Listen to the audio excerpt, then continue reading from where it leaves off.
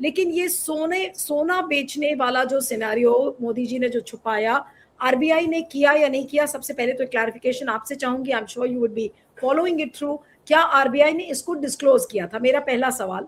और दूसरा सवाल कि क्या ये एक एडमिशन है भारत की सरकार का एक तरीके से कि देखिए ये ईरान वॉर से जो क्राइसिस सिचुएशन इमर्ज कर रही है, अब इसे हैंडल करना मुश्किल है और इस वजह से हमने सोना बेचा। हाँ, मुश्किल तो सरकार ने स्वयं अपनी हरकतों से बढ़ाई है, उस पर हम अभी बाद में आते हैं। मगर एक आपका जो पहला पहला सवाल था कि क्या आरबीआई ने इसको घोषित किया है, नहीं, आरबीआई ने घोषित नहीं किया है। गुरदीप जी सही फरमा रहे थे कि कि ये हो सकता है कि या फिर अगले 2 दिन में ये घोषित करें, क्योंकि न्यूज फैल गई है। इसलिए कह रहा हूं क्योंकि जो संजय मल्होत्रा जो आरबीआई के गवर्नर हैं, उनकी स्पीच होगी, प्रेस कॉन्फ्रेंस होगी, क्योंकि मॉनेटरी पॉलिसी कमेटी होने वाली है। तो उसमें ये निर्णय होना है कि क्या इस स्थिति से जूझने के लिए आरबीआई हमारे जो इंटरेस्ट रेट्स हैं उनको बढ़ाएगी या स्थिर रखेगी या घटाएगी।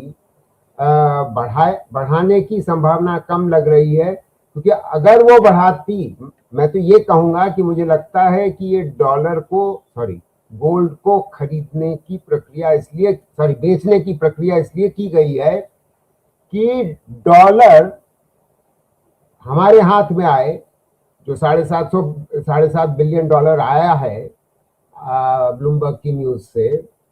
क्योंकि हुआ ये है, इसका परिपेक्ष समझना आवश्यक है कि सरकार रुपए की कीमत गिरने से बचाने के लिए पिछले 3 महीने से 4 महीने से इंटरवीन कर रही है मार्केट में, और उसकी वजह से फॉरेन एक्सचेंज रिजर्व जो डॉलर्स में हैं वो कम हुए हैं।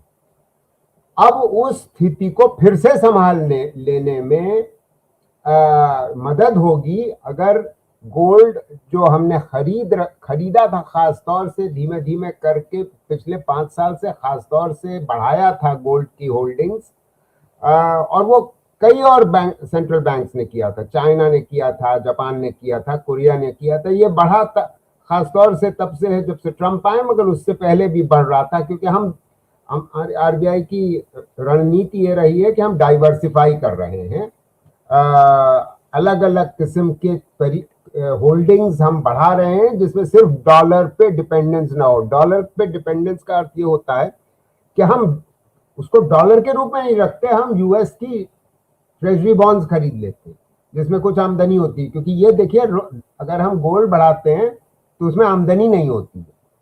हाँ, ओके, खैर, मगर ये जरूर है कि ये तैयारी है आरबीआई की कि अगर लड़ाई जारी रही, जिसके जारी रहने की संभावना है, तो डॉलर और गिरेगा, और डॉलर गिरने वाली प्रक्रिया में, उस स्थिति में हम अपने को रुपए को बचाने के लिए हमारे पास डॉलर का खजाना यानी कि फॉरेन एक्सचेंज रिजर्व और बढ़ जाना चाहिए तो अच्छा होगा, वरना थुक्का फजीती होगी कि जाहिर है प्रेस में ये तो बदनामी तो होगी ना कि मतलब इतना और गिर गया।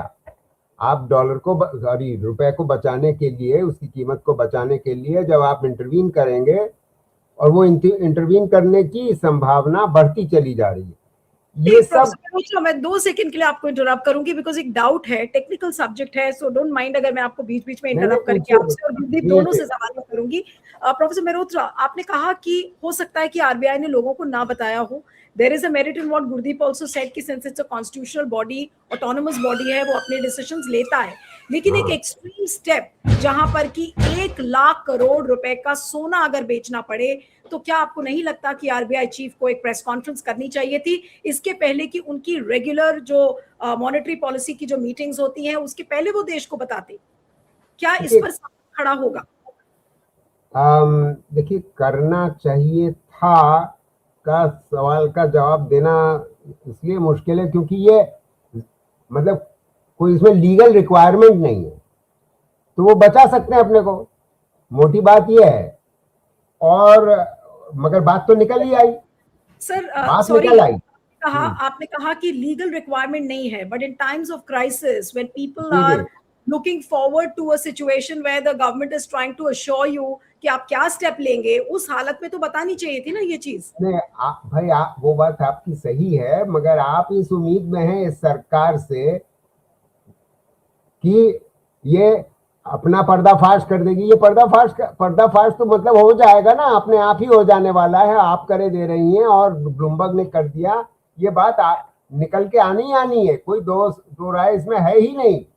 क्योंकि कल को जब आरबीआई ये बताएगा कि हमारे अब फॉरेन एक्सचेंज रिजर्व्स क्या हैं, भाई देखिए फॉरेन एक्सचेंज रिजर्व्स डॉलर में कितने हैं, वो गोल्ड का ना बता दे स्टॉक है। गोल्ड का स्टॉक हमारा, इसमें कोई दो राय नहीं है। 91 में पूरे फॉरेन एक्सचेंज रिजर्व्स का 3 से 4% था। आज की तारीख में वो करीब 16-17% हो गया है। हाँ, तो अब उसकी उसका आर्थिक उसका खमियाजा हम ये भुगत रहे हैं कि उसमें हमें कोई फायदा नहीं हो रही। हालांकि ये कहा जा सकता है कि क्योंकि कई सेंट्रल बैंक खरीद रहे हैं तो गोल्ड का दाम बढ़ा है, तो गोल्ड का दाम अंतर्राष्ट्रीय स्तर पे और भारतीय जो उपभोक्ता है उसके लिए भी बढ़ा है। और ये भी बात है, एक कारण ये भी हो सकता है कि इनकी कोशिश ये हो कि भारत में अगर गोल्ड की अवेलेबिलिटी बढ़ेगी, हालांकि इन्होंने बेचा विदेश में है, तो अगर थोड़ा सा सेंटर में आ जाइए बिकॉज योर सॉरी, फ्रेम माफ इज करिए माफ करिए माफ करिए सॉरी, मैं आपको देख करके बात कर रहा तो मैं भूल गया कि वो कैमरा के सामने बैठा हूँ। तो मैं सिर्फ ये कह रहा हूँ कि ये कोशिश ये है कि रुपए को बचाने की कोशिश है। मगर देखिए मोटी बात ये है, मतलब the political point is this कि इन्होंने हमारे देश की इकोनॉमी को बचाने के बजाय कुएं की ओर ढकेलने में काफी मदद करी है, जिसकी चर्चा गुरदीप जी बिल्कुल सही ढंग से कर चुके हैं।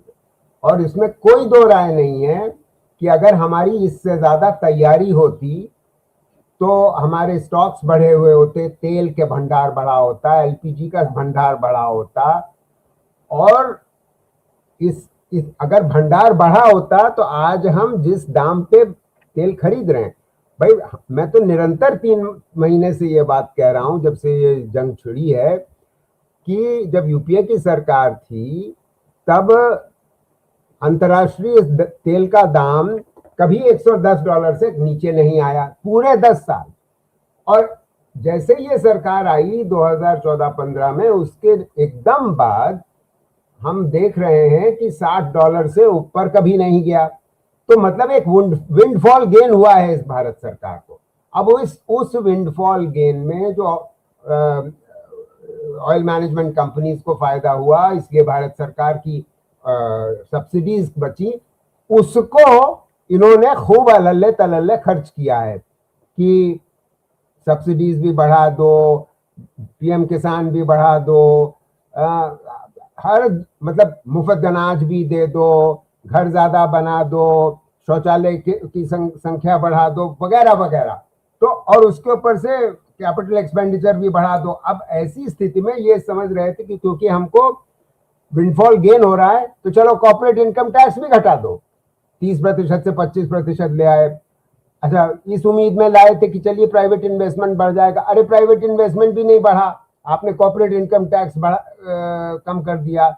उसके ऊपर से आप सोच रहे हैं कि जो मिडिल क्लास है उसका कंजम्पशन बढ़ जाएगा अगर पर्सनल इनकम टैक्स आप घटा देंगे। तो मतलब पर्सनल इनकम टैक्स की आपने थ्रेशोल्ड बढ़ा दी, 12 लाख कर दिया साल का।